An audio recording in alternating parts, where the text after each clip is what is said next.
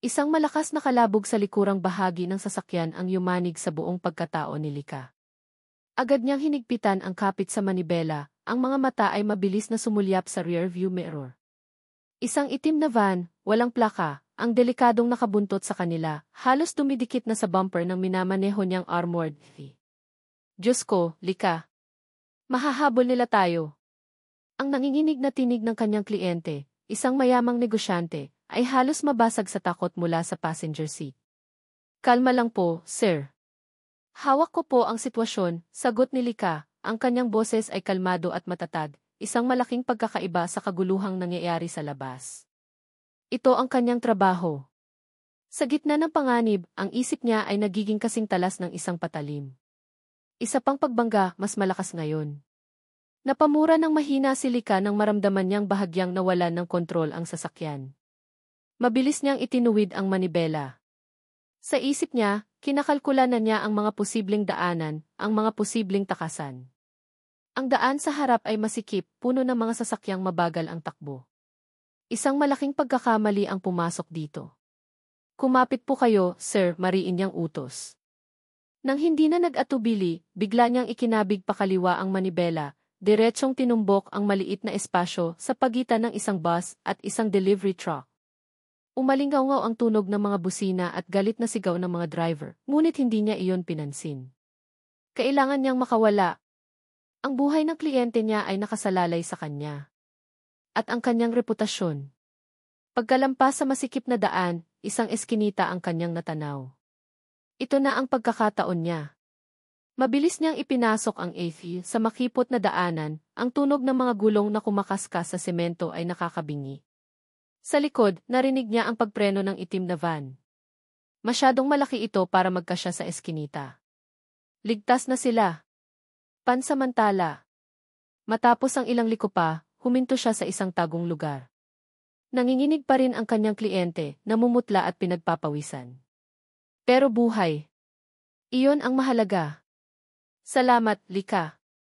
Utang ko sa'yo ang buhay ko, sabi ng lalaki, bakas pa rin ang takot sa boses. Tumango lang si Lika. Trabaho ko po yon, sir.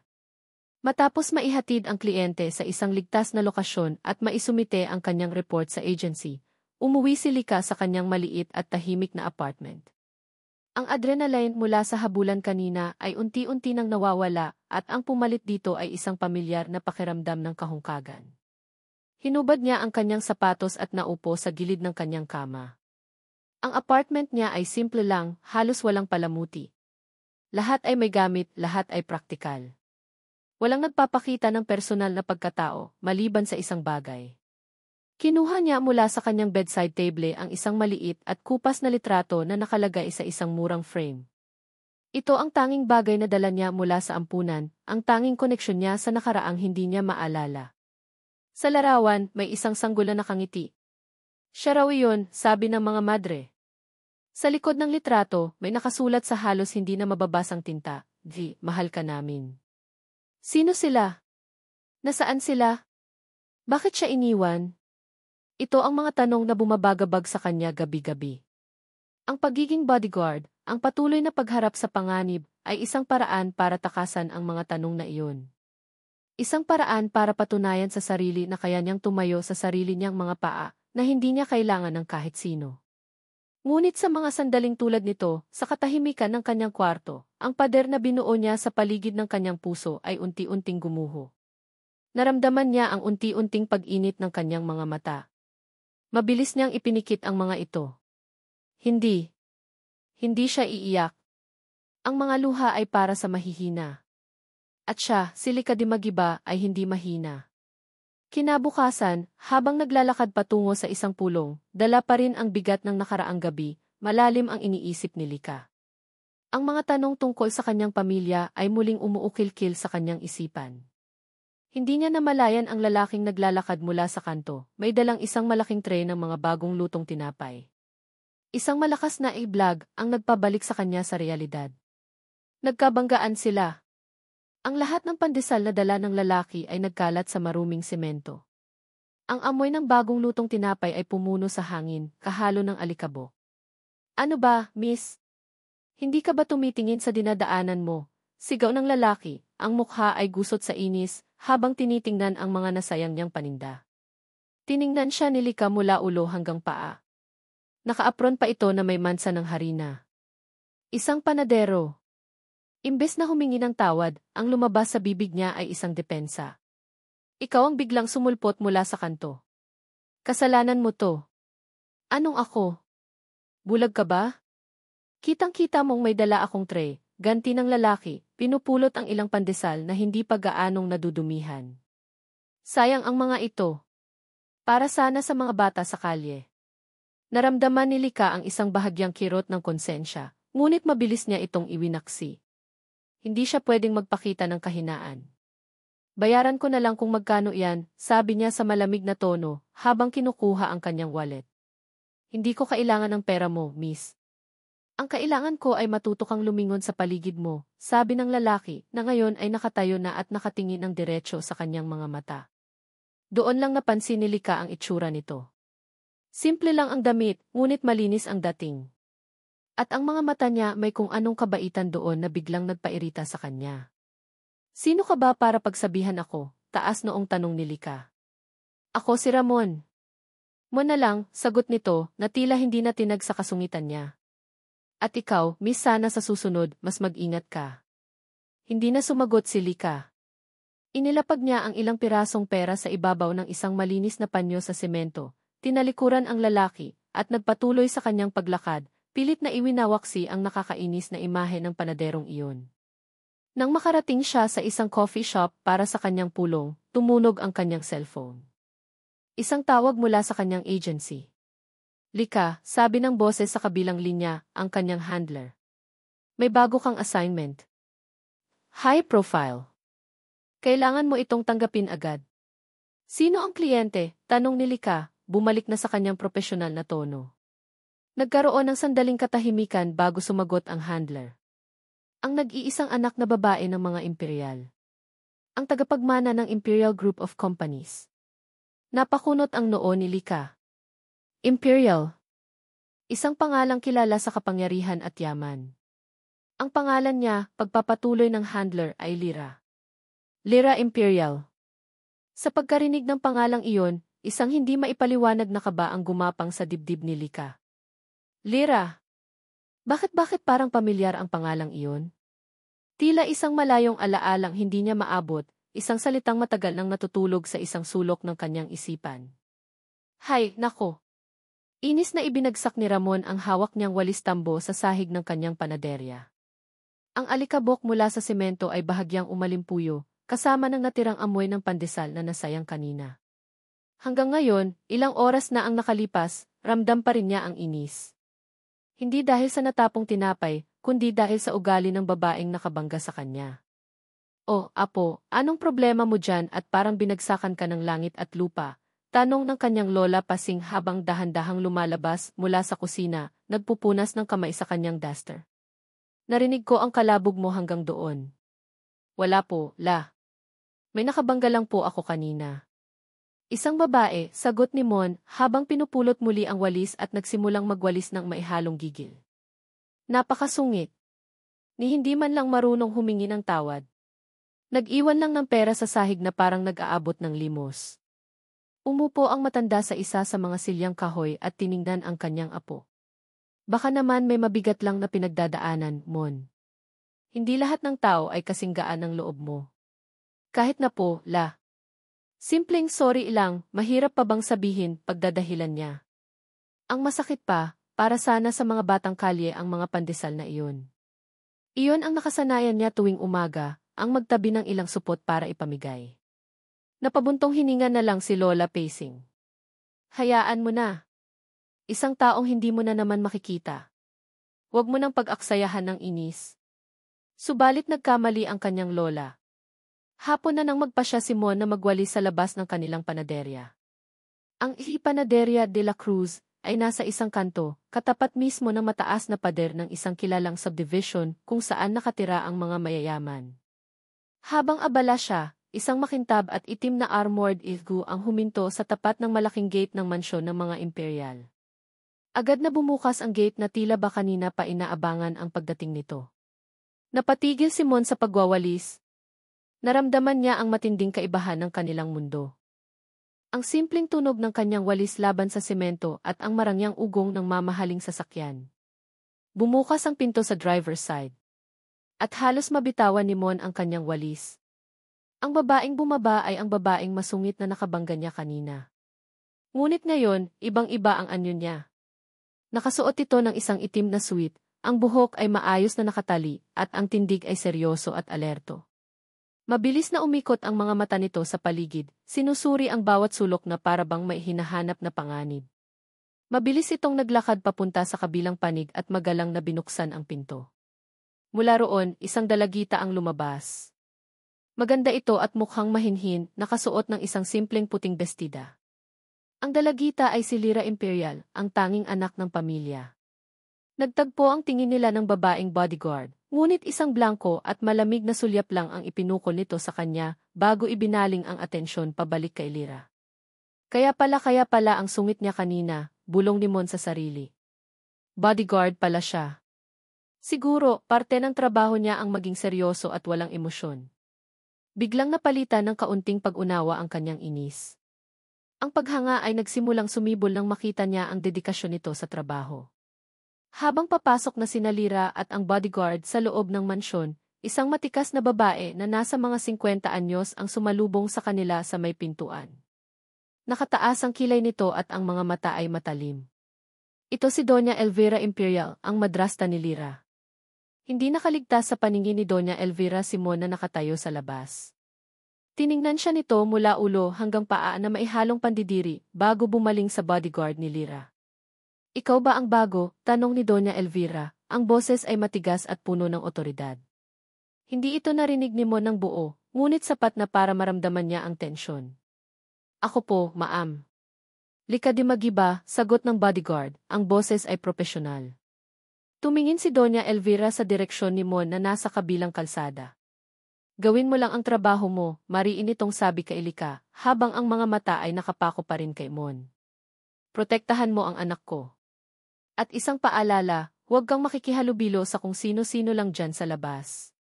Malinaw. Ang mga salitang iyon, kahit na para kay Lika, ay parang isang direktang sampal kay Mon. Siya ang kung sino-sino na tinutukoy nito. Naramdaman niya ang pag-init ng kanyang mga pisngi, isang pinaghalong hiya at galit. Para kay Lika, nakaramdam siya ng awa. Napasubo ito sa isang pamilyang tila ginto nga ang hawak, ngunit bato naman ang puso. Pagsapit ng gabi, habang isinasara na ni Mon ang panaderya, hindi niya maiwasang sumulyap sa malaking mansyon sa tapat. Ang mga ilaw sa loob ay nagbibigay liwanag sa isang bahagi ng malawak na hardin. At doon, sa ilalim ng isang puno ng mangga, nakita niya ang isang anino. Pinakatitigan niya ito. Si Lyra. Nakaupo ito sa isang bench, ang mga balikat ay nanginginig. Umiiyak ito. Naramdaman ni Mon ang isang matinding habag para sa dalagita. Sa kabila ng lahat ng yaman, tila ba napakalungkot nito. Akmang tatalikod na sana siya nang may isa pa siyang napansing anino, hindi kalayuan mula kay Lyra, nakatayo sa dilim. Ito ay si Lika. Hindi ito gumagalaw, ngunit ang postura nito ay hindi lang basta pagbabantay. Mula sa kinatatayuan ni Mon, kahit sa dilim, parang nakikita niya ang isang bagay sa tindig nito, isang pag-aalalang hindi maipinta sa mukha, isang proteksyong higit pa sa hinihingi ng trabaho. Nakatayo lang ito roon, tahimik na binabantayan ang kalungkutan ng kanyang alaga. Isang malalim na buntong hininga ang kumawala kay Mon. Ang mundong iyon, ang mundo sa loob ng matataas na pader, ay mas komplikado pala kaysa sa inaakala niya. At ang masungit na bodyguard tila ba may puso rin itong nag-aalala. Malalim na ang gabi. Ang tanging maririnig sa malawak na hardin ng mansyon ng mga imperial ay ang banayad na huni ng mga kuliglig at ang paminsan-minsang pagaspas ng mga dahon na tinatangay ng hangin. Nakatayo si Lika sa isang madilim na sulok, ang kanyang mga mata ay alertong gumagala, ang kanyang mga pandama ay kasing talas ng dati. Ngunit sa ilalim ng unipormeng profesionalismo, naroon ang pagod, hindi sa katawan kundi sa kaluluwa. Ang imahe ng umiiyak na si Lyra kanina ay patuloy na bumabalik sa kanyang isipan. Isang mahinang kaluskos mula sa kabilang kalsada ang pumukaw sa kanyang atensyon. Agad na nanumbalik ang kanyang alerto. Nakita niya ang isang pamilyar na anino na tumatawid mula sa Panaderia de la Cruz, may dalang dalawang tasa at isang maliit na supot na papel. Ang panaderong Simon. Anong kailangan mo? Tanong niya sa malamig na boses nang makalapit ito sa gate. Ang kanyang kamay ay malapit sa kanyang bewang, handa sa anumang banta. Hindi na tinag Simon sa kanyang tono. Mumiti ito ng bahagya, isang ngiting tila nagbibigay liwanag sa madilim na gabi. Miss Bodyguard, gabi na. Baka kailangan mo ng kape para hindi ka antukin, sabi nito, itinaas ang dalang tasa. At pandesal. Mainit pa. Napatingin si Lika sa alok nito. Ang simpleng tasa ng kape at ang supot ng tinapay ay tila isang bagay mula sa ibang mundo, isang mundong normal at payapa, malayo sa panganib at mga sikretong binabantayan niya. Ang unang instinct niya ay tanggihan. Bawal sa protocol. Isang distraction. Ngunit ang amoy ng bagong timplang kape at ang init na nagmumula sa pandesal ay tila humihila sa kanya. At higit sa lahat, ang kabaitang nakikita niya sa mga mata ni Mon ay isang bagay na matagal na niyang hindi nararanasan.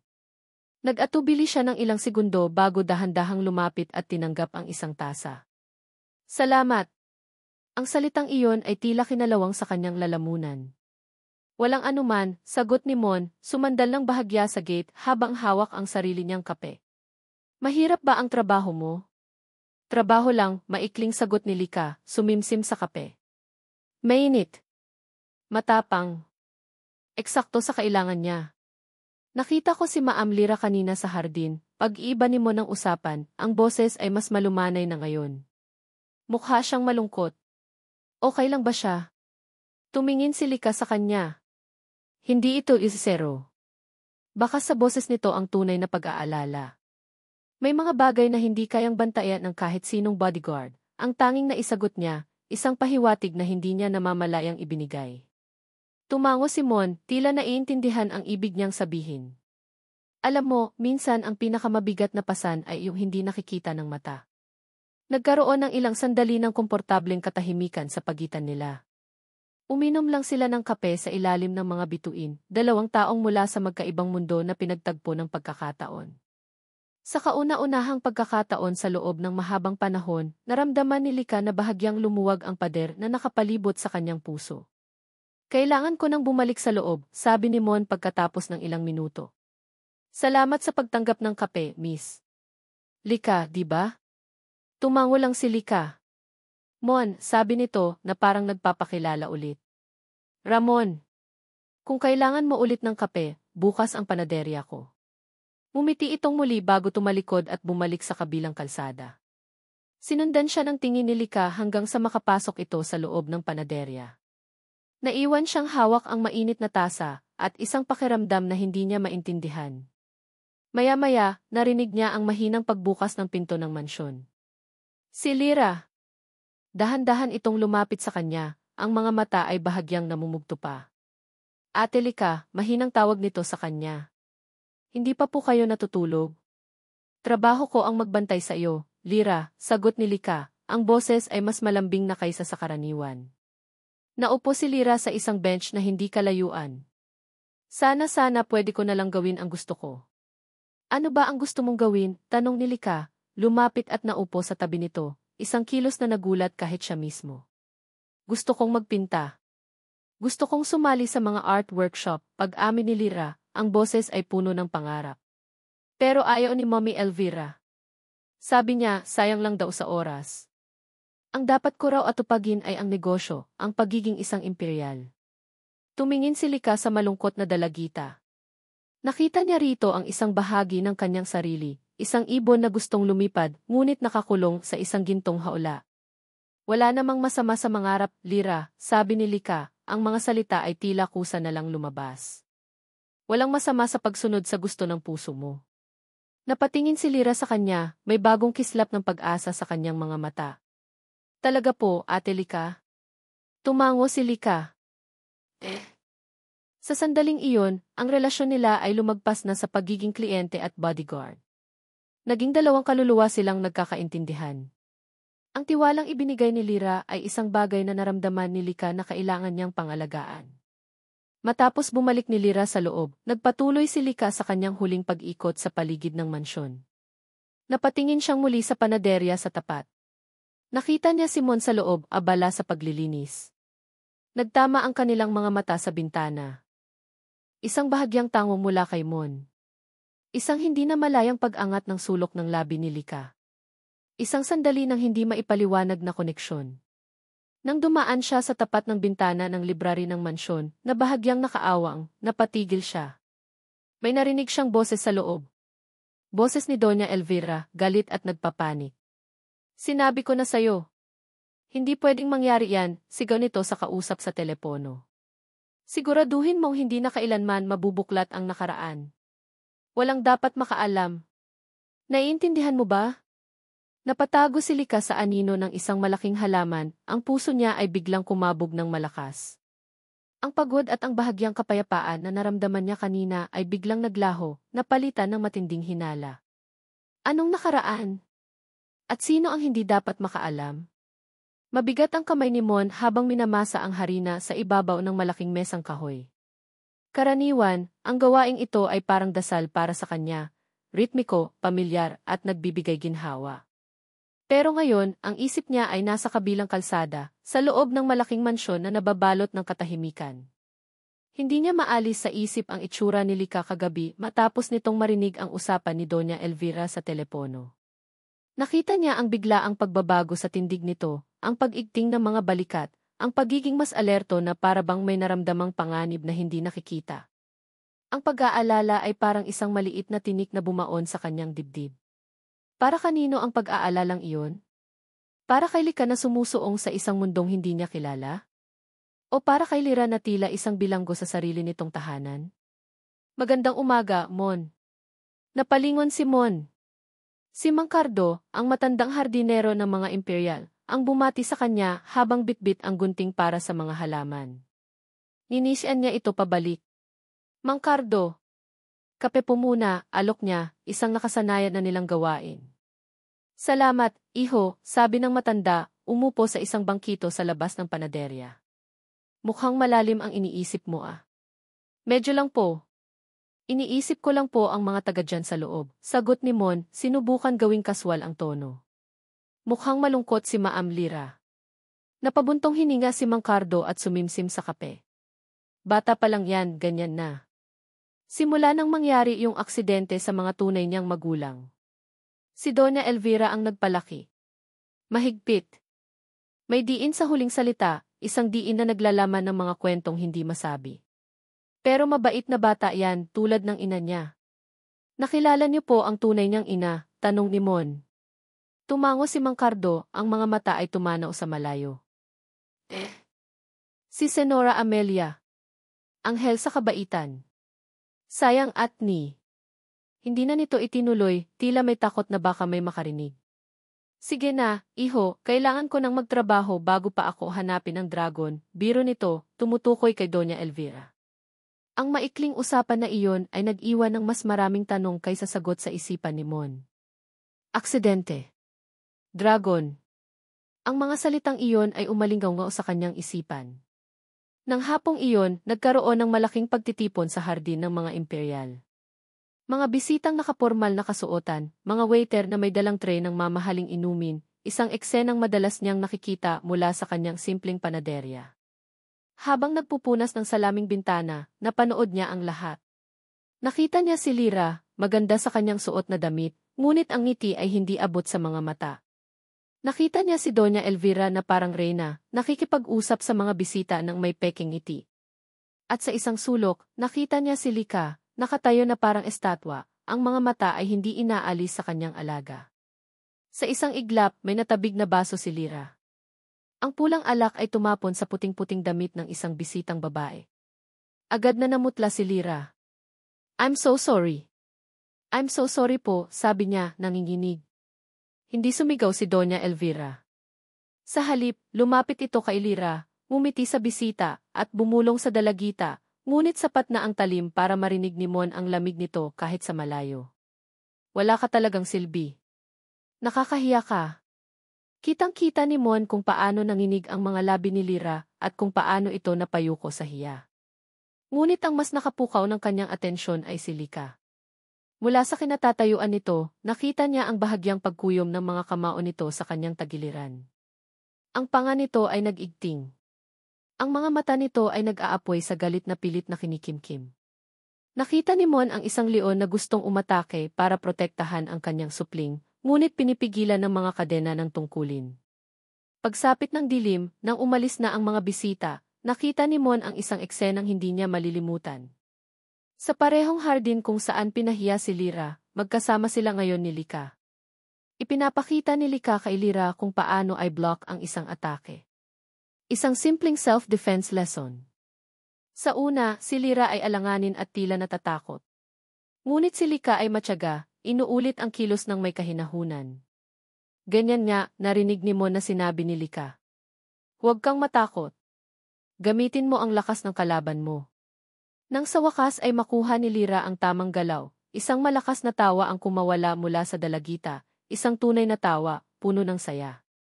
At doon, sa ilalim ng ilaw mula sa poste ng hardin, nakita ni Mon ang isang bagay na mas bihira pa sa isang bulalakaw. Isang ngiti. Isang maliit, pero totoong ngiti ang sumilay sa mga labi ni Lika habang pinapanood niya si Lyra. Sa sandaling iyon, hindi ito ang matigas na bodyguard. Isa itong ate, isang kaibigan. At sa puso ni Mon, isang mainit na damdamin ang umusbong, mas matindi kaysa sa paghanga. Gabi na. Isasara na sana ni Mon ang pinto ng panaderya nang may isang ilaw na bumukas sa ikalawang palapag ng mansyon. Ang ilaw sa library. Mula sa bintana, nakita niya ang anino ni Doña Elvira. May buhat itong isang bagay na mukhang mabigat, isang malaki at lumang bowl na gawa sa kahoy. Nakita niya kung paano ito nahirapang ilagay ang bowl sa pinakasulok ng silid, sa likod ng isang malaking estante ng mga libro. Pagkatapos, mabilis itong lumingon-lingon na para bang tinitiyak na walang nakakita, bago patayin ang ilaw at umalis. Isang nakakabinging katahimikan. Pagkatapos ng ilang sandali, isang-isa pang anino ang nakita ni Mon. Mas mabilis, mas tahimik. Si Lika. Dahan-dahan itong gumapang palapit sa bintana ng library, sinuri ang paligid, at sa isang mabilis ngunit maingat na kilos, binuksan niya ito at pumasok sa loob ng madilim na silid. Biglang bumilis ang tibok ng puso ni Mon. Papasok siya roon. Hahanapin niya kung ano ang itinago ni Doña Elvira. Isang malaking sikreto ang malapit ng mabuksan. Katahimikan. Iyon ang unang bumalot kay Lika pagkalapag niya sa malamig na sahig ng library. Ang tanging liwanag ay nagmumula sa buwan na sumisilip sa bintanang pinasukan niya. Ang hangin ay amoy luma, pinaghalong amoy ng mga lumang libro at pinakintab na kahoy. Bawat galaw niya ay kalkulado. Bawat paghinga niya ay mababaw. Alam niyang mapanganib ang ginagawa niya. Isang pagkakamali lang at hindi lang trabaho niya ang mawawala. Ang puso niya ay kumakarera sa kanyang dibdib, hindi dahil sa takot na mahuli, kundi dahil sa isang hindi maipaliwanag na pag-asa at kaba. Ang imahe ng galit na mukha ni Doña Elvira kagabi, ang mga salitang inakaraan, at di walang dapat makaalam, lahat ay umiikot sa kanyang isipan. Pinuntahan niya ang madilim na sulok kung saan nakita ni Mon na itinago ni Doña Elvira ang bowl. Dahan-dahan niyang itinulak ang mabigat na estante ng libro. Isang mahinang kaluskos ang nalikha nito, sapat na para mapatigil siya at pakiramdaman ang paligid. Nang matiyak na walang nakarinig, itinuloy niya. At naroon nga. Isang lumang bowl na gawa sa kahoy, may mga disenyo ng bulaklak na halos kupas na. Ang lock nito ay tanso at kinakalawang na. Walang susi. Ngunit para kay Lika, hindi iyon problema. Kumuha siya ng isang paperclip mula sa kanyang bulsa, itinutuwid ito, at sa loob lamang ng ilang segundo ng maingat na pagmamanipula, isang mahinang key-click ang narinig niya. Bukas na. Nanginginig ang kanyang mga kamay habang dahan-dahan niyang itinataas ang takip ng bowl. Ang alikabok na naipon sa loob ng maraming taon ay bahagyang umalimpuyo. Sa loob, ang una niyang nakita ay mga gamit ng sanggol. Isang pares ng maliliit na sapatos na gawa sa tela, isang kumot na may bordang mga bituin, isang silver na sonadya na may nakaukit na letrang I.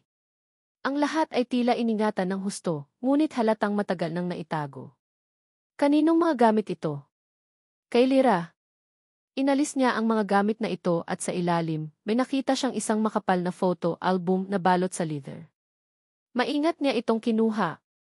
Ang bigat nito ay tila bigat ng mga sikretong nakapaloob dito. Binuklat niya ang album. Ang mga unang pahina ay naglalaman ng mga larawan ng isang magandang babae na may napakabait na ngiti. Ang babaeng ito ay kahawig ni Lyra, ngunit mas may kislap ng saya ang mga mata. Sa tabi nito ay isang gwapong lalaki. Sa tingin niya, ito ang mga tunay na magulang ni Lyra, si Senora Amelia at ang asawa nito. Mga larawan ng kanilang kasal, ng kanilang mga bayahe. Mga larawan ng purong kaligayahan.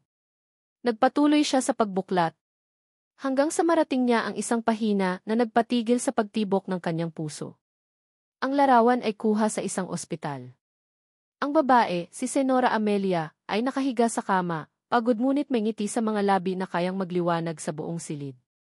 Ang asawa nito ay nakatayo sa tabi niya, ang isang braso ay nakaakbay sa kanya, ang mukha ay puno ng pagmamahal at paghanga. Ngunit hindi iyon ang nagpatigil sa mundo ni Lika. Ang nagpatigil sa kanyang paghinga ay ang hawak ni Senora Amelia sa kanyang mga bisig. Hindi isa, kundi dalawa. Dalawang magkamukhang sanggol, mahimbing na natutulog, magkasama sa iisang kumot. Dalawa? Paulit-ulit na tanong ng isip niya.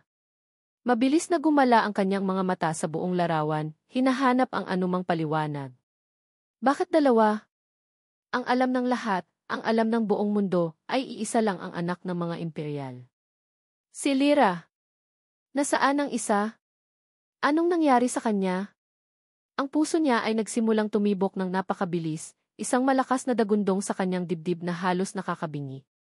Isang malamig na takot ang gumapang sa kanyang buong katawan, kasabay ng isang nakakabaliw na ideya na pilit niyang iwinawaksi. Hindi. Hindi maaari.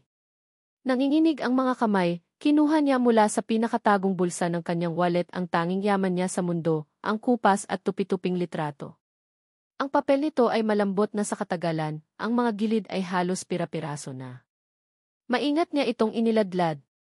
Inilapit niya ang kanyang maliit na litrato sa tabi ng makapal na pahina ng album. Ang malinaw na larawan sa album. Ang malabong larawan sa kanyang kamay. Pinagkumpara niya ang mga ito. Ang mukha ng sanggol sa kanyang litrato. At ang mukha ng dalawang sanggol sa bisig ni Senora Amelia. Ang maliliit na mata. Ang mabilog na ilong. Ang hugis ng bibig na may bahagyang iti kahit tulog. Pareho. Hindi lang magkahawig. Iisang mukha. Ito ako to. Isang halos hindi marinig na hikbi ang kumawala sa kanyang lalamunan. Nabitawan niya ang hawak niyang kupas na litrato. Ito ay dahan-dahang lumutang pababa at lumapag sa sahig, ngunit hindi niya iyon inalintana. Ang kanyang mga mata ay nanatiling nakapako sa album. Ang mundo sa paligid niya ay tila umikot. Ang mga anino sa silid ay tila sumasayaw, at ang tibok ng kanyang puso ay isang nakakabinging tambol sa kanyang mga tainga. Dalawang sanggol. Isang pamilya. Isang masayang larawan. Ngunit ang kwentong alam niya, ang buhay na kinalakihan niya, ay tungkol sa pag-iisa. Tungkol sa isang sanggol na iniwan sa pintuan ng ampunan na may daladalang isang litrato at isang pangalang hindi buo. Ang letrang isi na nakasulat sa likod ng kanyang litrato. Lyra at? Anong pangalan ng kapatid niya? Siya ba iyon? Si Lika ba iyon? Si Lyra kaya pala. Kaya pala may kung anong kakaibang bigat sa dibdib niya tuwing nakikita niya itong malungkot. Hindi lang ito awa ng isang bodyguard. Ito ay dugong nananawagan sa kapwa-dugo. Ang proteksyong nararamdaman niya ay hindi lang dahil sa tungkulin. Ito ay instinct. Instinct ng isang kapatid. Ang mga tanong ay bumuhos na parang isang malakas na ulan at kasabay nito ang sakit. Isang sakit na mas malalim pa kaysa sa pag-abandona. Ito ay sakit ng pagkahiwalay. Kung siya nga ang nawawalang sanggol, sino ang naghiwalay sa kanila? At bakit? Ang lahat ng pader na binuo niya sa paligid ng kanyang puso sa loob ng maraming taon, ang katapangan, ang pagiging walang emosyon, ang pagtanggi sa kahinaan, lahat ay gumuho sa isang iglap.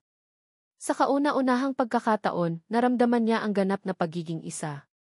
At sa kauna-unahang pagkakataon din, naramdaman niya ang pinakamatinding sakit ng pagkawala. Sa gitna ng kanyang pagkalito, isang tunog ang pumunit sa katahimikan. Ang marahang pagpihit ng doorknob. Nanigas si Lika sa kanyang kinaupuan. Hindi siya makagalaw. Ang pinto ng library ay dahan-dahang bumukas. Ang liwanag mula sa pasilyo ay pumasok, lumikha ng isang madilim na anino sa sahig. At sa gitna ng liwanag na iyon, nakatayo ang anino. Si Doña Elvira. Ang mukha nito ay kalmado sa unang tingin, ngunit ang mga mata nito ay nagliliyab sa galit na hindi maikukubli. Dahan-dahang gumala ang tingin ni Doña Elvira, mula sa mukha ni Lika na basang-basa ng luha, pababa sa nakabukas na bowl sa kanyang paanan, at huli, sa album na nakakalat sa kanyang kandungan. Walang gulat sa mukha ni Elvira. Tanging isang malamig, nakakakilabot na kumpirmasyon. Alam niya kung ano ang natuklasan ni Lika. Tumayo ito roon, ang anino nito ay tila isang dambuhalang halimaw na handang lumamon sa kanya. At sa isang boses na kasing lamig ng yelo, nagsalita ito. Sabi ko na nga ba ikaw ang magiging problema? Pinanood ni Doña Elvira ang pagbagsak ng bawat pader na binuo ni Lika sa paligid nito. Nakita niya ang pagkalito, ang sakit, at ang dahan-dahang pagbuo ng katotohanan sa mga mata ng dalaga. Sa loob ng 20 taon, ito ang eksenang kinatatakutan niya. Ang multo ng nakaraan na bumalik para sirain ang perpektong mundong itinayo niya sa pundasyon ng kasinungalingan. Ngunit walang takot sa mga mata ni Elvira. Tanging isang malamig na kalkulasyon. Ang isang problema ay kailangan lang ng tamang solusyon. Sabi ko na nga ba ikaw ang magiging problema, ulit niya, ang boses ay walang bahid ng emosyon. Dahan-dahan siyang naglakad papasok, ang bawat hakbang ay may bigat ng otoridad. Ikinandado niya ang pinto sa likuran niya. Silang dalawa lang. Bakit? Iyon lang ang salitang nagawang isatinig ni Lika, ang boses ay basag at nanginginig. Bakit niyo kami pinaghiwalay? Isang mapanlait na ngiti ang sumilay sa mga labi ni Elvira. Umupo siya sa isang marangyang silya sa tapat ni Lika, na para bang isa lamang itong kaswal na pag-uusap. Pinaghiwalay, pag-ulit niya. Hindi, Hija. Iniligtas ko ang isa sa inyo. Anong ibig niyong sabihin? Ang ina ninyo, si Amelia, mabait siya, simula ni Elvira, ang boses ay tila nagkukwento. Pero mahina siya. Masyadong malambot ang puso. Nang ipanganak kayong dalawa, hindi niya kinaya. Ang isang sanggol ay isang biyaya, pero ang dalawa? Para sa kanya, iyon ay isang sumpa. Isang pabigat na sisira sa kanyang kinabukasan. Tumingin si Elvira sa mga mata ni Lika, nagtatanim ng bawat salita na parang lason. Plano niyang ipamigay ang isa sa inyo. Ikaw ang pinili niyang itapon para gumaan ang buhay niya. Anong ginawa ko? Tinupad ko lang ang gusto niya. Pinalabas kong isa lang ang nabuhay. Kinuha ko si Lira para palakihin sa isang marangyang buhay na hinding-hindi maibibigay sa kanya ng mahina ninyong ina. At ikaw ibinalik lang kita sa dapat mong kalagyan. Bawat salita ay parang isang matulis na patalim na tumataraki sa puso ni Lika. Ang imahe ng anghel na ina mula sa litrato ay unti-unting dinudungisan ng kasinungalingan ni Elvira. Hindi totoo yan. Sinungaling ka, sigaw ni Lika, tumayo siya, ang mga kamao ay nakakuyom. Totoo o hindi, sino ang paniniwalaan ng mundo? Kalmadong tanong ni Elvira. Isang hamak na bodyguard na may kwentong hindi ka panipaniwala? O si Doña Elvira Imperial, ang ulirang ina na nag-alaga kay Lira mula pagkabata. Lumapit si Elvira, ang mukha niya ay ilang pulgada na lang mula kay Lika. Kaya pakinggan mo ako. May dalawa kang pagpipilian. Una, umalis ka. Ngayon din kalimutan mo ang lahat ng nakita mo. Huwag ka nang magpapakita kailanman. At mananatili kang buhay at malaya. At ang pangalawa, nanggagalaiting tanong ni Lika. Ngumiti si Elvira. Isang ngiting nakakakilabot. Ang pangalawa ay subukan mong sabihin kay Lira ang katotohanan. At sisirain kita. Sisirain ko ang pangalan mo. Ipapamukha ko sa lahat, lalo na sa kanya, na isa kang baliw. Isang stalker na obsessed sa pamilya namin. Gagamitin ko ang lahat ng pera at kapangyarihan ko para siguruhing kamumuhian kanya habang buhay. Ngayon, pumili ka. Nakita ni Elvira ang pag-aapoy sa mga mata ni Lika. Isang leon na hindi basta-basta susuko. Alam na niya. Hindi nito pipiliin ang unang opsyon. Kaya naman, kanina pa handa ang kanyang tunay na plano. Tapos na ang oras mo, sabi ni Elvira, bago biglang sumigaw ng napakalakas. Tulong! Tulong! May magnanakaw. Mabilis na bumukas ang pinto.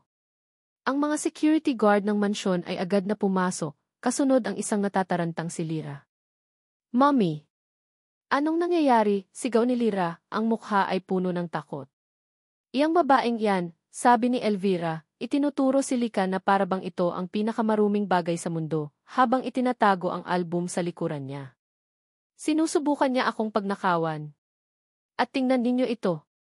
Mabilis na lumapit si Elvira sa isang estante at kinuha ang isang maliit na bagay na kanina pa niya ipinalagay doon. Isang maliit na hidden camera. May nakita akong camera sa kwarto mo, anak. Itong babaeng to ang naglagay. Matagal ka na niyang pinagmamasdan. Ano? Hindi.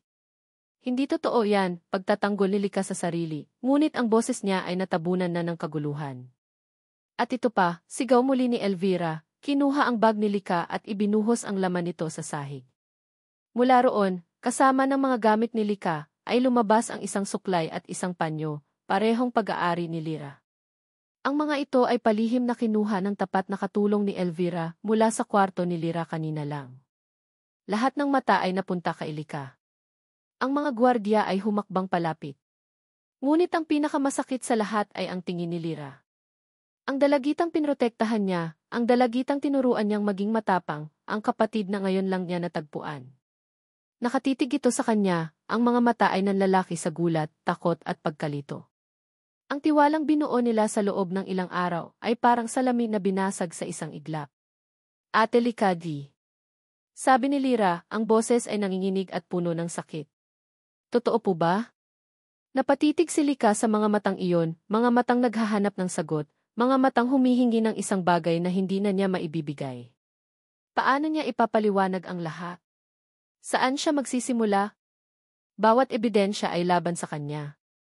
Bawat salita niya ay magmumukhang kasinungalingan ng isang baliw. Nasa harapan niya ang kanyang kapatid, ngunit sa pagitan nila ay isang pader ng kasinungalingan na itinayo ni Doña Elvira. Isang pader na sa tingin niya ay hindi na niya kailanman magigiba. Nakatayo si Ramon sa labas ng kanyang panaderya, ang puso niya ay parang pinipiga. Mula sa kanyang kinatatayuan, kitang-kita niya ang kaguluhan sa loob ng gate ng mansyon ng mga imperial. Ang mga ilaw ng patrol car ng pulis na kumikislap-kislap ay nagbibigay ng isang nakakakilabot na liwanag sa madilim na gabi. Nakita niya ang lahat. Ang pagdating ng mga pulis. Ang paglabas ni Lika, eskortado ng 2 gwardiya. Ang mukha ay blanko, ngunit ang mga mata ay sumisigaw ng sakit at pagkatalo. Wala na ang tapang. Wala na ang kontrol.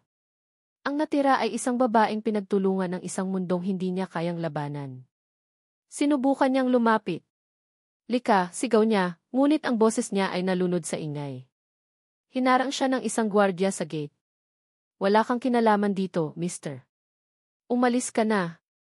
Wala siyang nagawa kundi panoorin ang pag-alis ng patrol car, dala-dala si Lika palayo. Pagkatapos, nakita niya si Lyra na nakatayo sa may pintuan, umiiyak habang inaalo ni Doña Elvira. Ang madrasta ay may ngiti sa mga labi, isang ngiti ng tagumpay na hindi nakita ng iba, ngunit malinaw na malinaw kay Mon. Alam niya. Alam niyang isang malaking kasinungalingan ang lahat ng ito. Ang tanong ay paano niya ito patutunayan? Samantala, sa loob ng police station, ang hangin ay mabigat sa amoy ng kape at desperasyon. Si Lika ay nakaupo sa isang upuang bakal, sa harap ng isang investigador na pagod na ang itsura. Di magiba, sabi ng pulis habang binabasa ang report. Attempted robbery. Illegal surveillance. Stalking. Malalaking kaso ito. Lalo na't ang complainant ay si Doña Elvira Imperial.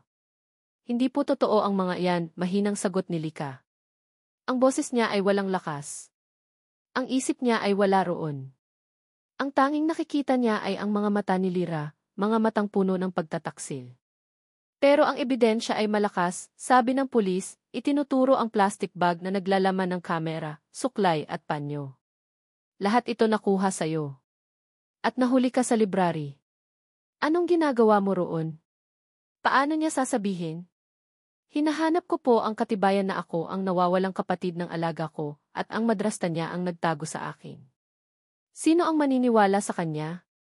Magmumukha lang siyang lalong baliw. Kaya nanahimik na lang siya.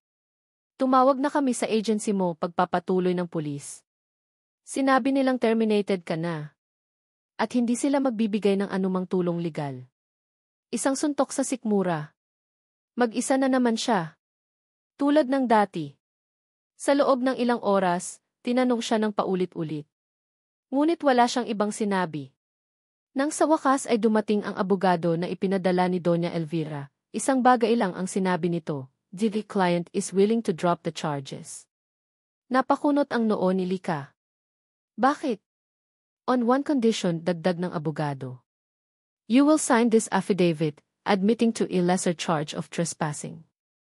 And you will sign a restraining order. You will never come within 500 meters of the imperial family ever again. Kung hindi, itutuloy namin ang lahat ng kaso. Ito na. Ito ang tunay na plano. Ang itali siya sa batas para hindi na siya makalapit kailanman. Para ilayo siya ng tuluyan kay Lira.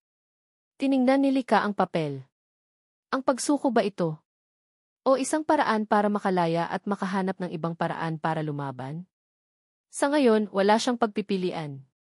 Kinuha niya ang ballpen at nanginginig na pumirma. Kinabukasan, lumabas si Lika sa police station. Gabi na nang pumasok, umaga na nang lumabas.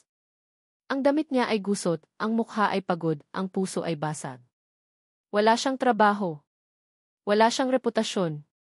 At ang pamilyang akala niya ay natagpuan na niya mas malayo pa ngayon kaysa dati. Naglakad siya ng walang patutunguhan. Bawat mukha na nakikita niya ay tila ng husga. Bawat bulungan ay tila tungkol sa kanya. Napadaan siya sa isang parke. Umupo siya sa isang bench, pinanood ang mga batang naglalaro. Nakita niya ang isang pares ng magkapatid na naghahabulan, nagtatawanan. Isang matinding kirot ang naramdaman niya sa kanyang dibdib. Isang buhay na ninakaw sa kanya. Lika. Isang pamilyar na boses. Napalingon siya. Simon. Nakatayo ito sa harap niya, may dalang 2 tasa ng kape at isang supot ng tinapay, tulad noong gabing una silang nagkausap ng maayos. Nakita kita kanina paglabas mo, sabi nito sa malumanay na boses. Sinundan kita. Gusto ko lang siguraduhin na okay ka. Hindi ako okay, sagot ni Lika, ang boses ay halos pabulong. Sa wakas, ang luhang kanina pa niya pinipigilan ay nagsimula ng pumatak. Una, dahan-dahan. Pagkatapos, tuloy-tuloy na. Hindi nagsalita si Mon. Umupo lang ito sa tabi niya, inilapag ang kape at tinapay, at hinayaan siyang umiyak. Hinayaan niyang ilabas ang lahat ng sakit, lahat ng galit, lahat ng bigat na kinimkim niya, hindi lang sa loob ng magdamag, kundi sa buong buhay niya. Nang sa wakas ay humupa ang kanyang mga hikbi, nagsalita si Mon. Hindi ako naniniwala sa kanila, Lika. Tumingin si Lika sa kanya, ang mga mata ay namumugto. Alam kong may mali, pagpapatuloy ni Mon. Nakita ko kung paano ka mag-alala para kay Lira. Nakita ko ang takot sa mga mata ni Doña Elvira. Hindi ka magnanakaw. Hindi ka masamang tao. Ang simpleng mga salitang iyon, ang simpleng pagtitiwala mula sa isang taong halos hindi pa niya kilala, ay parang isang sinag ng araw sa gitna ng kanyang madilim na mundo. Hindi mo naiintindihan, sabi ni Lika. Mas komplikado to. Kung ganoon, ipaintindi mo sa akin, sabi ni Mon, ang mga mata ay seryoso. Hindi ka nag-iisa sa laban na to, hayaan mo akong tulungan ka. Tumingin si Lika sa panaderong kaharap niya. Isang simpleng tao na handang sumuong sa isang magulong mundo para sa kanya. Sa gitna ng pagkawasak ng kanyang buhay, isang maliit na butil ng pag-asa ang nagsimulang tumubo. Ngunit kasabay nito, isang lamat din ang nabuo sa kanyang puso, isang lamat ng takot. Takot na baka madamay ang mabuting taong ito sa gulo ng kanyang buhay. Sa loob ng mansyon ng mga imperial, isang nakakabinging katahimikan ang namayani. Para kay Lira, ang bawat sulok ng malaking bahay ay tila sumisigaw ng pangalan ni Lika. Ang hardin kung saan sila nagtawanan, ang pasilyo kung saan sila nag-uusap, lahat ay naging paalala ng isang maikling pagkakaibigan na nagtapos sa isang napakasakit na pagtataksil. Anak, huwag mo nang isipin yon, sabi ni Doña Elvira isang umaga, habang inaabutan siya ng tsaa. Isang masamang panaginip lang ang lahat. Ang mahalaga, ligtas ka na. Ang boses nito ay puno ng pag-aalala, ang mga kilos ay puno ng pagmamahal. Isang perpektong pagganap. Pero sa kaibuturan ng puso ni Lyra, may isang maliit na tinig na nagdududa. Naaalala niya ang kabaitan sa mga mata ni Lika, ang pag-aalala nito na higit pa sa isang trabaho. Hindi niya mapagtagpi-tagpi ang imahe ng Ate Likat niya at ang imahe ng isang magnanakaw at stalker. Mommy, nasaan po yung album na nakita sa library? Tanong niya, naalala ang eksena noong gabing iyon. Alin? Yun ba, sagot ni Elvira, hindi nagpahalata ng kaba. Isang luma at sira-sirang album lang yon, anak. Puno ng alikabok. Itinapon ko na para hindi na maging sanhi ng alalahanin. Itinapon, gulat na tanong ni Lyra. Pero mga alaala po yon. Mas mahalaga ang mga alaala na gagawin pa natin, hindi ang mga lumang bagay na nagdudulot lang ng gulo, malambing na sabi ni Elvira, hinaplos ang buhok niya. Huwag mo nang isipin yon. Magpahinga ka na lang. Tumango na lang si Lyra, ngunit ang duda sa kanyang puso ay hindi nawala. Sa halip, nagsimula itong lumaki. Samantala, sa maliit na apartment ni Lika, ang mga araw ay lumipas ng mabagal at mabigat. Sa tulong ni Mon, nakahanap siya ng pansamantalang matutuluyan. Si Mon ang naging anino niya, nagdadala ng pagkain, nagbibigay ng lakas ng loob, at higit sa lahat, nakikinig. Kailangan nating patunayan na nagsisinungaling si Elvira, sabi ni Mon isang gabi, habang pinaplano nila ang susunod na hakbang. Paano? Walang ganang tanong ni Lika, nakatingin sa kawalan. Hawak niya ang lahat, Mon. Ang pera, ang impluwensya, ang mga tao. At higit sa lahat, hawak niya si Lyra. May isang tao na maaaring makatulong, sabi ni Mon, naaalala ang usapan nila ng matandang hardinero. Si Mang Cardo. Matagal na siyang nagsisilbi sa mga imperial. Baka may alam siya.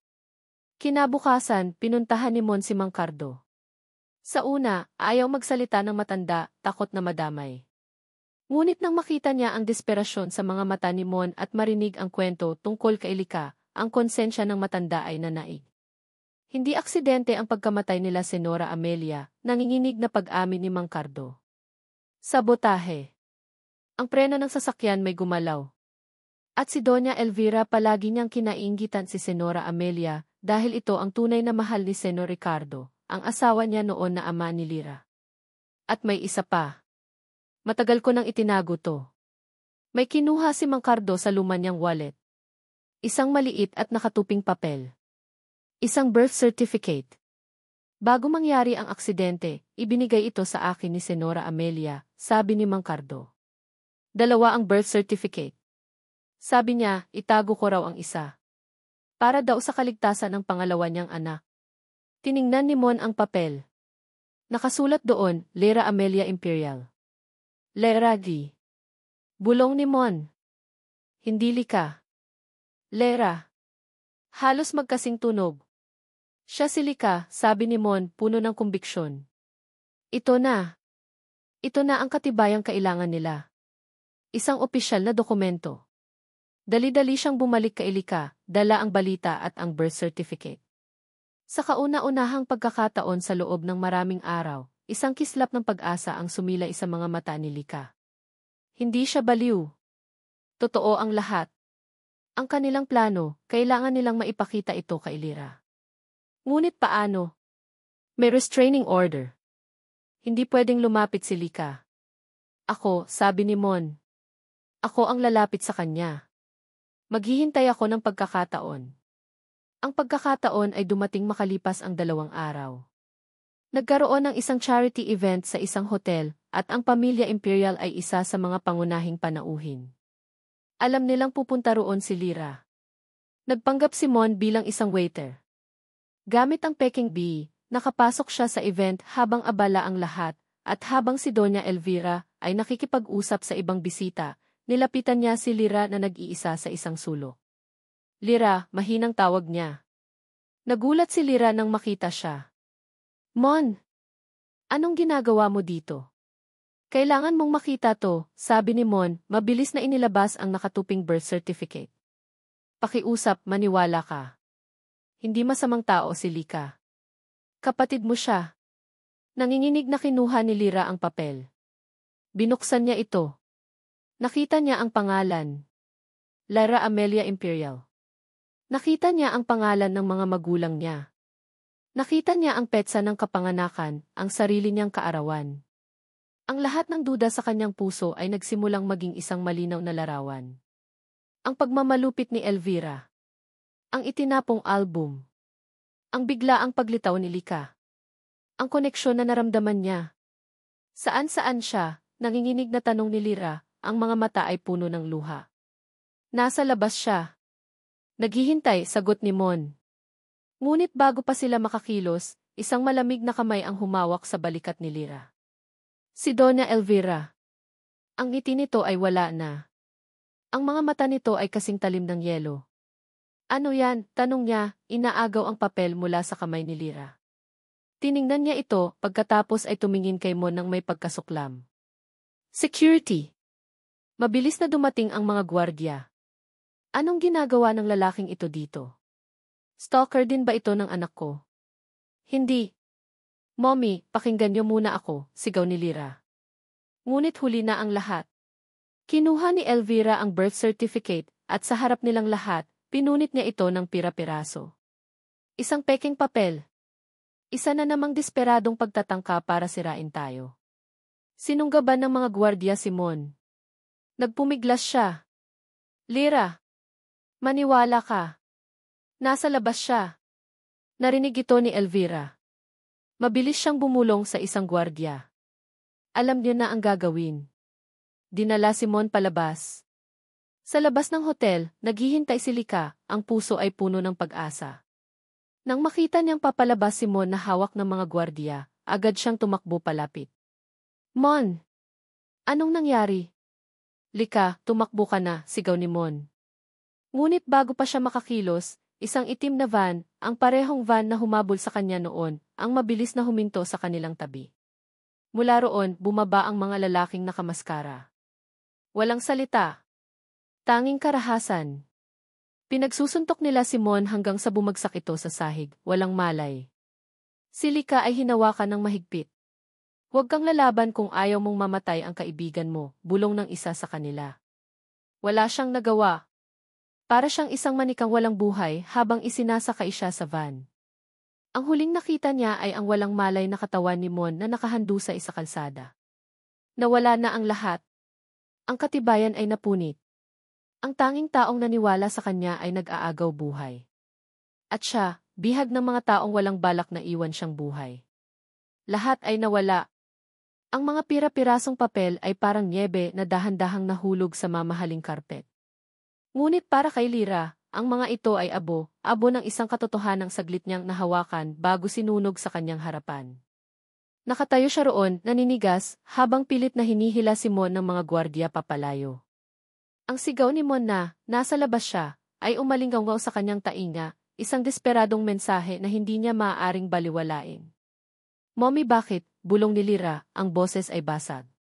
Tumingin siya sa kanyang madrasta. Ngunit ang babaeng kaharap niya ngayon ay hindi na ang mapagmahal na ina na kilala niya. Ang maskara ay tuluyan ng bumagsak. Ang nakikita niya ay isang estrangherang may mga matang puno ng malamig na galit. Para protektahan ka, anak, sagot ni Elvira, inaayos ang sarili na para bang walang nangyari. Mula sa mga kasinungalingan. Mula sa mga taong gustong manakit sa iyo. O para protektahan ang sarili mo, matapang na sagot ni Lyra, sa kauna-unahang pagkakataon. Isang matalim na tingin ang ipinukol sa kanya ni Elvira. Umuwi na tayo. Tapos na ang usapang ito. Mahigpit nitong hinawakan ang braso niya, ang mga kuko ay bahagyang bumaon sa kanyang balat. Habang hinihila siya palabas, hindi mapakali ang isip ni Lyra. Lara Amelia Imperial. Ang pangalan. Ang dugo. Ang sigaw ni Mon. Ang mga mata ni Lika.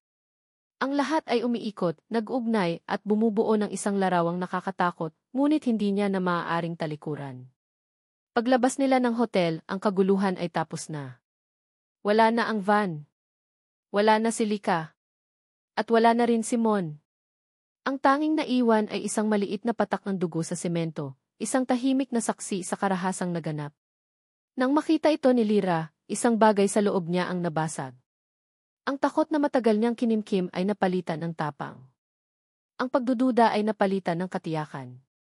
Hindi ako sasama sa'yo, mariin niyang sabi, binawi ang kanyang braso mula sa pagkakahawak ni Elvira. Ano nang sabi mo? Gulat at galit na tanong ni Elvira. Narinig mo ako, sabi ni Lyra, ang boses ay nanginginig ngunit matatag. Hindi na ako ang batang kaya mong takutin. Hahanapin ko sila. Tumalikod si Lyra at nagsimulang tumakbo. Palayo kay Elvira, palayo sa mga kasinungalingan. Lyra! Bumalik ka dito, sigaw ni Elvira, ngunit hindi na siya lumingon. Tumakbo siya ng tumakbo, walang direksyon, ang tanging dala ay ang katotohanang natuklasan niya at ang takot para sa dalawang taong isinakripisyo ang lahat para sa kanya. Samantala, sa isang madilim at abandonadong bodega, malakas na ibinagsak si Lika sa sahig. Ang alikabok at amoy ng kalawang ay pumuno sa kanyang mga baga. Nakatali ang kanyang mga kamay at paa. Sa harap niya, nakatayo ang isa sa mga tauhan ni Elvira, ang parehong lalaki na bumulong sa kanya kanina. Sayang ka, Miss Bodyguard. Matapang ka pa naman sana, sabi ng lalaki, naglalaro ng isang patalim sa kanyang kamay. Pero mali ang kinalaban mo. Hindi umimik si Lika. Ang isip niya ay wala roon. Ang isip niya ay nasa imahe ni Mon na nakahandusay sa kalsada. Buhay pa ba siya? Ligtas ba siya? Ang bigat ng pagkakasala ay parang isang malaking bato na dumadagan sa kanyang dibdib. Nadawit niya ito. Nadawit niya ang isang inosenteng tao. Ang utos sa amin, simple lang, pagpapatuloy ng lalaki. Itumba ka. Isang aksidente. Isang hold-up na nauwi sa patayan. Walang maghahanap sa'yo. Isang malamig na ngiti ang sumilay sa mga labi ni Lika, isang ngiting hindi inasahan ng lalaki. Akala mo ba ganoon kadali? Bago pa makakilos ang lalaki, biglang ibinagsak ni Lika ang kanyang buong katawan paatras. Ginamit niya ang bigat ng upuan na kinaupuan niya para mawalan ito ng balanse. Sa kanyang pagbagsak, sinadya niyang tamaan ng silya ang isang kinakalawang na estante na puno ng mga lumang lata ng pintura at mga bakal. Isang nakakabinging kalabog. Nagulat ang mga bantay. Sa ilang segundong pagkalito na iyon, ginamit ni Lika ang lahat ng kanyang lakas. Pilit niyang iwinasiwas ang kanyang mga paa, sinisipa ang mga lata at mga bakal sa sahig. Lumilikha ng mas maraming ingay hanggat maaari. Tumigil ka, sigaw ng pinuno, papalapit sa kanya. Ngunit ang ginawa ni Lika ay nakakuha na ng atensyon. Sa labas ng bodega, isang security guard ng katabing warehouse ang nakarinig sa ingay. Nagduda ito at agad na tumawag ng pulis. May gulo sa loob, bulong ng isa sa mga goons. Kailangan na nating umalis. Pero paano siya? Tanong ng isa, tumutukoy kay Lika. Tiningnan ng pinuno si Lika, na ngayon ay nakahiga sa sahig, nakatali pa rin ngunit may mapanghamong tingin. Nag-isip ito ng mabilis. Mas mahalaga ang makatakas. Iwanan niyo na yan. Tara na. Mabilis silang tumakas sa likurang pinto ng bodega, ilang minuto lang bago dumating ang mga pulis. Natagpuan ng mga pulis si Lika, sugatan at magulo, ngunit buhay. At higit sa lahat, malaya. Sa ospital, ang unang hinanap niya ay si Mon. Pagkatapos ng ilang pagtatanong, nalaman niyang dinala ito sa emergency room ilang oras na ang nakalipas. Tumakbo siya papunta roon, ang puso ay kumakabog sa takot. Nakita niya ito sa isang kama sa hallway, may benda sa ulo at mga galo sa mukha, ngunit natutulog ng mahimbing. Isang doktor ang lumapit sa kanya. Stable na po siya, sabi ng doktor. Minor concussion at mga pasa lang. Swerte siya. Pwede na siyang lumabas bukas. Napahinga ng malalim si Lika. Ang bigat sa kanyang dibdib ay bahagyang gumaan. Buhay siya. Ligtas siya. Sino po ang nagdala sa kanya dito? Tanong ni Lika. Isang dalagita po. Siya rin ang nagbayad ng initial deposit, sagot ng nurse. Umiiyak nga po kanina. Kaalis lang. Lyra daw po ang pangalan. Napatigil si Lika. Lyra. Ang kapatid niya. Ang nagligtas kay Mon. Ang sigaw ng dugo ay narinig. Hindi na siya nag-iisa sa laban na ito. Naglalakad si Lyra sa mga pasilyo ng ospital. Ang mga paa niya ay parang may sariling isip. Ang puso niya ay isang pinaghalong takot, pag-aalala, at isang kakaibang tapang na ngayon lang niya naramdaman. Matapos niyang iwan si Mon sa pangangalaga ng mga doktor, Isang lugar lang ang gusto niyang puntahan, ang police station. Kailangan niyang malaman kung ano ang nangyari kay Lika. Ngunit pagdating niya roon, isang balita ang sumalubong sa kanya. Isang report tungkol sa isang abandoned warehouse, isang posibleng kidnapping, at isang babaeng natagpuang nakatali. Ang description ay tumutugma kay Lika. Dinala po namin siya sa parehong ospital kung saan ninyo dinala ang kaibigan ninyo, ma'am, sabi ng pulis. Isang alon ng ginhawa ang bumalot kay Lyra, agad na sinundan ng panibagong kaba. Mabilis siyang bumalik sa ospital. Habang naglalakad siya pabalik sa emergency room, may isang pamilyar na anino siyang natanaw malapit sa kama ni Mon. Nakatayo roon si Lika. Gusot ang damit, may mga galos at pasa, ngunit nakatayo. Buhay. Dahan-dahang lumapit si Lyra. Ang bawat hakbang ay parang 100 taon. Narinig ni Lika ang kanyang paglapit at lumingon ito. Nagtama ang kanilang mga mata. Walang nagsalita. Ang lahat ng tanong, lahat ng sakit, lahat ng pangulila ay nasa kanilang mga tingin. Ang mga luhang hindi na kailangang pigilan ay nagsimulang dumaloy sa mga pisngi ni Lyra. 80. Bulong niya, ang salitang iyon ay naglalaman ng lahat. Sa pagkarinig ng salitang iyon, ang huling piraso ng pader sa puso ni Lika ay tuluyan ng gumuho. Lumapit siya at walang atubiling yakap ang kanyang kapatid. Ang yakap na 20 taon nilang hinintay. Lyra, sagot ni Lika, ang boses ay nanginginig. Kapatid ko. Niyakap siya pabalik ni Lyra ng mahigpit, na para bang takot itong mawala muli. Patawarin mo ako, umiiyak na sabi ni Lyra. Patawarin mo ako kung nagduda ako. Kung hindi ako naniwala agad. Leve, wala kang kasalanan, sabi ni Lika, hinahaplos ang buhok nito. Ang mahalaga, magkasama na tayo ngayon. Nang maghiwalay sila sa yakap, isang bagong determinasyon ang makikita sa kanilang mga mukha. Hindi na sila ang mahinang si Lyra at ang nag-iisang si Lika. Sila na ngayon si Lyra at Lyra. Magkapatid. At magkasama nilang haharapin ang lahat.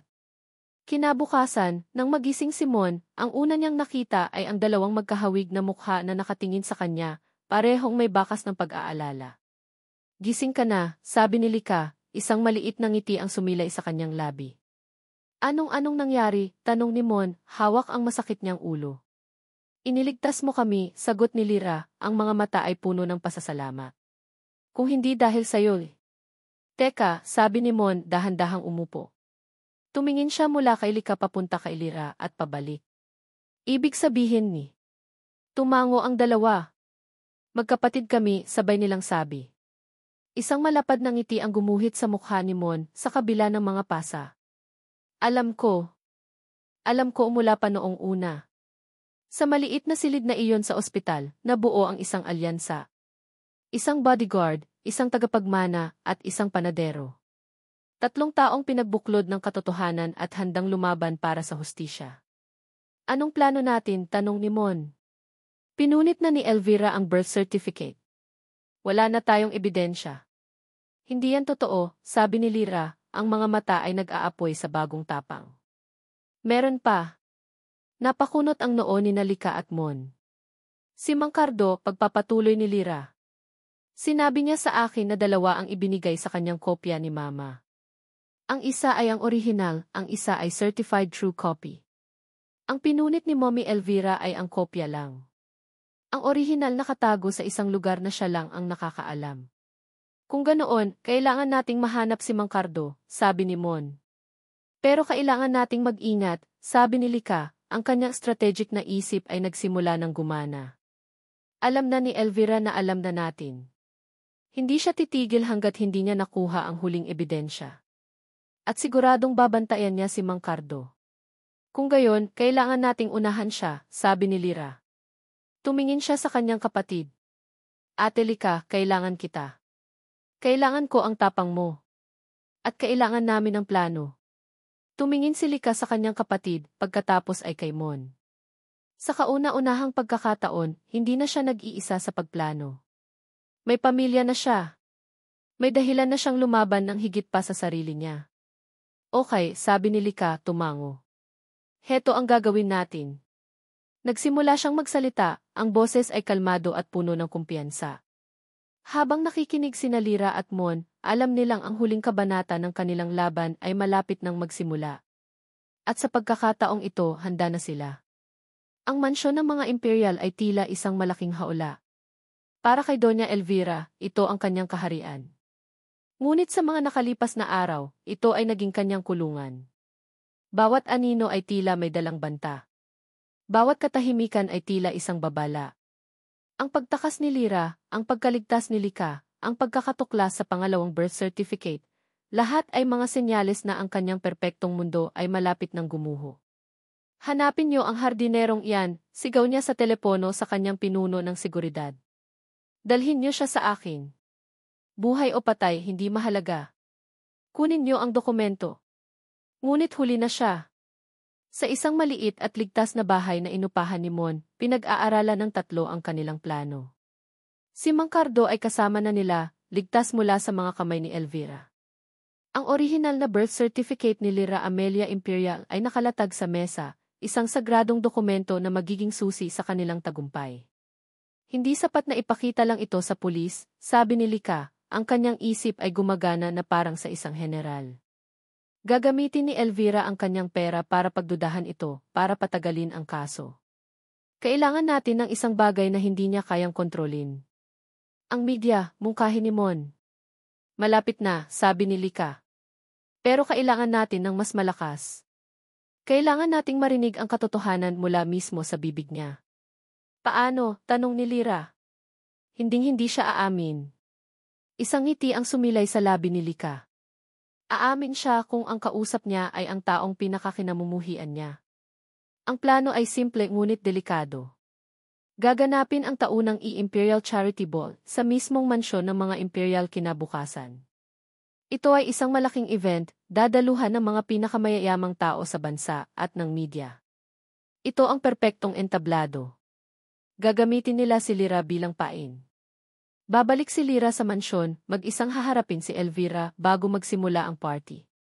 Magkukunwari siyang suko na at handa ng makipag-ayos. Hihilingin niyang mag-usap sila ng pribado sa library. Pero delikado, Lira, pag-aalala ni Mon. Paano kung saktan ka niya? Hindi niya ako sasaktan, matapang na sabi ni Lira. Hindi sa harap ng daan-daang bisita at media na malapit nang dumating. Ang imahe niya ang pinakamahalaga sa kanya. At doon siya matatalo. Habang nag-uusap sina Lira at Elvira sa library, si Lika at Mon naman ay palihim na papasok sa mansyon sa tulong ni Mang Cardo. Maglalagay sila ng mga hidden camera at microphone sa library.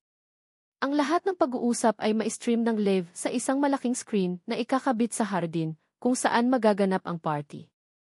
Ang pag-amin ni Elvira ang magiging sentro ng kanyang sariling party. Gabi ng Imperial Charity Ball. Ang mansyon ay kumikinang sa mga ilaw at mararangyang dekorasyon. Ang mga bisita, suot ang kanilang magagarang damit, ay nagsisimula ng dumating, walang kamalay-malay sa dramang malapit ng maganap. Ayon sa plano, dumating si Lira. Sinalubong siya ni Elvira, ang mukha ay nagpapakita ng huwad na pag-aalala at ginhawa. Anak! Nagbalik ka! Kailangan nating mag-usap, Mommy, sabi ni Lira, ang boses ay kontrolado. Sa library. Tayo lang. Sa kabilang panig ng mansyon, sa tulong ng lumang mapa ni Mang Cardo, nagawa ni Lika at Mon na makapasok sa isang tagong daanan na patungo sa kusina. Ang puso ni Lika ay kumakabog, hindi sa takot, kundi sa excitement. Ito na ang huli nilang laban. Good luck, bulong niya kay Mon bago sila maghiwalay. Si Mon ang bahala sa technical side, sa pag-set up ng live stream.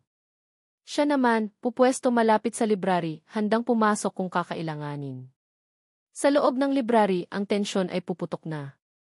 Anong gusto mo, Lira? Tanong ni Elvira, na wala na ang pagpapanggap. Gusto kong matapos na to, sagot ni Lira. Handa akong kalimutan ang lahat. Handa akong manahimik. Sa isang kondisyon. Ano iyon? Sabihin mo sa akin ang totoo, sabi ni Lira, tinititigan ang mga mata ni Elvira. Walang kamera. Walang media. Tayo lang. Gusto kong marinig mula sa'yo. Bakit mo ginawa iyon? Bakit mo kami pinaghiwalay ng kapatid ko? Nakita ni Elvira ang tila pagsuko sa mga mata ni Lira. Naisip niyang ito na ang huli niyang pagkakataon para tuluyang isara ang isyong ito, para makuha ang loob ni Lyra pabalik. Isang malalim na buntong hininga ang pinakawalan ni Elvira. Dahil mahal kita, Lyra. Dahil gusto kong mapunta sa iyo ang lahat. Ang kapatid mo siya ang paborito ng ina ninyo. Kung nabuhay siyang kasama natin, mahahati ang lahat. Ang yaman, ang atensyon, ang pagmamahal. Inalis ko siya para sa iyo. At sila mama? Ang aksidente, tanong ni Lyra, ang puso ay parang pinipiga. Ngumiti si Elvira, isang iting mapait. Hindi sila marunong magpahalaga sa yaman. Isang abala lang sila sa hinaharap mo. Tinulungan ko lang ang tadhana. Sa labas, sa hardin, ang mga bisita ay nagkukwentuhan. Biglang bumukas ang isang malaking screen sa entablado. Ang lahat ay napatingin. Ang inaasahan nilang VC ng charity ay napalitan ng isang live feed mula sa loob ng library. Ang mukha ni Doña Elvira Imperial ay nasa screen, malinaw at malaki. Ang kanyang pag-amin ay umalinggangao sa buong hardin, sinasaksihan ng daan-daang tao at ng mga kamera ng media na agad nagsimulang mag-record. Sa loob ng library, narinig ni Elvira ang biglang paghina ng musika sa labas, sinundan ng isang nakakabinging katahimikan at pagkatapos ay mga bulungan. Napatingin siya sa bintana at nakita niya ang sarili niyang mukha sa malaking screen. Ang kanyang perpektong mundo ay gumuho sa isang iglap. Bumukas ang pinto ng library. Pumasok si Lika, hindi na nagtatago sa anino. Sa likod niya, si Mon. Sa tabi niya, si Lyra, hindi na umiiyak. Tapos ka na, Elvira, sabi ni Lika, ang boses ay matatag. Napatingin si Elvira sa tatlong taong nasa harap niya. Ang dalawang magkapatid na pinaghiwalay niya at ang panaderong minamaliit niya. Sila ang sumira sa kanya. Isang sigaw ng purong galit at pagkatalo ang kumawala mula sa lalamunan ni Doña Elvira. Sa isang desperadong kilos, dinampot niya ang isang mabigat na paperweight sa mesa at akmang ibabato kay Lyra. Lyra, sigaw ni Lika, at walang pag-aalinlangang humarang sa harap ng kanyang kapatid. Ang mabigat na paperweight na gawa sa kristal ay lumipad sa hangin, isang kumikinang na simbolo ng huling, desperadong pag-atake ni Doña Elvira. Ang oras ay tila bumagal. Nakita ni Lyra ang determinasyon sa mukha ng kanyang ate Lika na humarang para sa kanya. Nakita ni Mon ang pagmamahal na kayang isakripisyo ang lahat. Ngunit bago pa man tumama ang paperweight, isang mabilis na anino ang kumilos. Simon! Gamit ang isang mabilis na tulak, itinabi niya ang magkapatid. Ang paperweight ay sumala, tumama sa pader sa likuran nila at nabasag sa libu-libong piraso, kasabay ng tuluyang pagbasag ng kapangyarihan ni Doña Elvira. Agad na pumasok ang mga security guard, na ngayon ay sumusunod na sa utos ng mga pulis na nagsimula ng pumasok sa mansyon. Walang nagawa si Elvira kundi magpatanggay. Ang kanyang mukha ay wala ng emosyon, isang blankong maskara ng pagkatalo. Habang dinadaan siya sa gitna ng mga bisitang nakatingin sa kanya, nang may pagkasuklam at pagkamangha, ang huli niyang nakita ay ang magkapatid na magkayakap, hindi na mapaghihiwalay kailanman. 6 na buwan makalipas. Ang amoy ng bagong lutong tinapay ay pumuno sa hangin, mas matamis at mas masaya kaysa dati. Ang Key Panaderia de la Cruz ay hindi na lang isang simpleng panaderya. Ito na ngayon ang Key Panaderia de la Cruz at Imperial, mas malaki, mas moderno, ngunit mayroon pa ring puso at init ng dati. Sa loob, abala si Mon sa pagtuturo sa isang grupo ng mga kabataan, mula sa isang kalapit na ampunan kung paano magmasa ng tinapay. Ang kanyang mga pasa ay matagal nang naghilom, ngunit ang ngiti sa kanyang labi ay mas permanente na ngayon. Pumasok si Lyra, dala-dala ang isang kahon ng mga bagong disenyo para sa mga paper bag ng panaderya. Hindi na siya ang mahiyain at malungkot na dalagita. Ang kanyang mga mata ay may kislap ng kumpiyansa at saya. Nag-aaral na siya ngayon ng fine arts, tinutupad ang pangarap na matagal ipinagkait sa kanya, habang tumutulong din sa negosyo. Mukhang masarap yan bati niya kay Mon. Siyempre, may inspirasyon sagot ni Mon, kinindatan siya bago bumaling muli sa mga bata. Sa labas, sa isang bagong tayong hardin sa tabi ng panaderya, nakaupo si Lika sa isang bench, binabasa ang isang libro. Hindi na siya nakasuot ng itim na suit. Isang simpleng maong at t-shirt lang ang suot niya. Paminsan-minsan, tumitingin siya sa paligid, hindi na dahil sa pag-aabang ng panganib, kundi para namnamin ang kapayapaan. Siya na ngayon ang namamahala sa bagong tatag na Imperial Foundation na tumutulong sa mga ampunan at mga batang nangangailangan. Ginamit niya ang kanyang tapang at talino, hindi na para protektahan ang isang tao, kundi para protektahan ang kinabukasan ng maraming bata. Ang nakaraan niya bilang isang ampon ang naging pinakamalaki niyang lakas. Lumapit si Lyra at naupo sa tabi niya, iniabot ang isang mainit na ensaymada. "Kamusta ang araw ng aking ate/Seo?" Pabirong tanong ni Lyra. Ngumiti si Lika. "Nakakapagod. Pero masaya. Ikaw? Kamusta ang pagiging artist natin?" "Masaya rin. Lalo na't kasama ko ang paborito kong panadero," sagot ni Lyra, bahagyang namula. Nagtawanan sila. Isang tawanan na malaya at puno ng pagmamahal. Tumingin si Lika kay Mon na masayang nakikipaglaro sa mga bata. Ang pagtingin niya rito ay hindi na naglalaman ng pagdududa o takot. Puno na ito ng paghanga, pasasalamat, at isang damdaming mas malalim pa. Napansin ni Lyra ang pagtingin na iyon. "Ate," mahina niyang sabi. "Lahat tayo karapat-dapat sumaya. Ikaw higit kaninuman." Alam ni Lika ang ibig sabihin ng kanyang kapatid. Napabuntong hininga siya, isang buntong hiningang hindi na mabigat. Marahil tama si Lyra. Marahil, oras na para buksan ng tuluyan ang puso niya, hindi lang para sa pamilya, kundi para sa pag-ibig. Lumapit si Mon sa kanila, pinupunasan ang harina sa kanyang mga kamay. "Break muna. Grabe, mas mahirap palang turuan ang mga batang to kaysa magpaamo ng masungit na bodyguard." Biro niya, tinitingnan si Lika. Sa halip na sumimangot, umiti lang si Lika. "Salamat, Mon. Sa lahat." "Wala yon," sagot ni Mon, ang mga mata ay seryoso na ngayon. "Gagawin ko ang lahat para sa pamilya ko." Tumingin siya sa kanilang dalawa. Sa ilalim ng hapon, sa gitna ng amoy ng tinapay at halakhak ng mga bata, nakatayo ang tatlong taong pinagtagpo ng isang magulong tadhana. Isang bodyguard na natutong magtiwala, isang tagapagmanang natutong lumaban, at isang panaderong nagpatunay na ang kabutihan ng puso ang pinakamatibay na sandata. Hindi perpekto ang kanilang simula at maraming sugat ang kailangan pang maghilom. Ngunit habang pinapanood nila ang paglubog ng araw, alam nilang magkakasama nilang haharapin ang bawat bukas. Hindi na sila mga pirasong pinagtagpi-tagpi, kundi isang buong pamilya, isang pamilyang binuo hindi lang ng dugo, kundi ng pagmamahal, sakripisyo, at pag-asang kayang lampasan ang pinakamadilim na nakaraan. Ang kanilang kwento ng pag-ibig, pamilya, at pagbangon ay nagsisimula pa lamang. At dito nagtatapos ang kwento ni Lika, Lyra, at Mon, ngunit dito pa lamang nagsisimula ang kanilang masayang kinabukasan. Mga minamahal kong tagapakinig. Mula sa kaibuturan ng aking puso, isang taos-pusong pasasalamat sa inyong walang sawang pagsubaybay sa bawat kabanata ng ating kwento. Isang karangalan na samahan kayo sa paglalakbay na ito. Habang isinusulat ko ang bawat tagpo, kasama ninyo akong kinabahan sa mga panganib na hinarap ni Lika, naluha sa mga sakit na pinagdaanan ni Lyra, at humanga sa simpleng kabutihan ng puso ni Mon. Bawat salita, bawat eksena, ay nilikha ng may dalangin na maantig nito ang inyong mga damdamin at makapag-iwan ng isang mahalagang aral.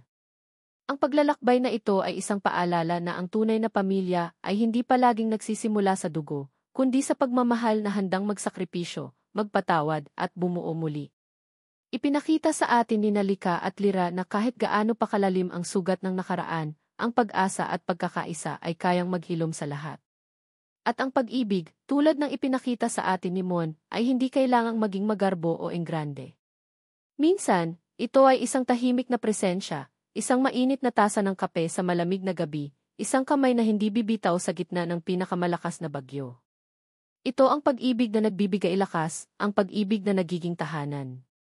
Ngayon, habang nagpapaalam na ang ating mga bida, nais ko namang marinig ang inyong boses. Ano ang aral na tumatak sa inyo? Aling bahagi ng kwento ang hindi ninyo malilimutan? Ibahagi po ninyo ang inyong mga saloobin sa comment section sa ibaba. Ang bawat komento ninyo ay nagsisilbing inspirasyon para sa akin na magpatuloy sa paglikha ng mga kwentong tatatak sa puso. Hanggang sa ating muling pagkikita sa susunod na kwento. Ito po ang inyong lingkod na laging umaasa na sa bawat pagsubok ng buhay, mananaig pa rin ang pag-ibig. Maraming salamat po.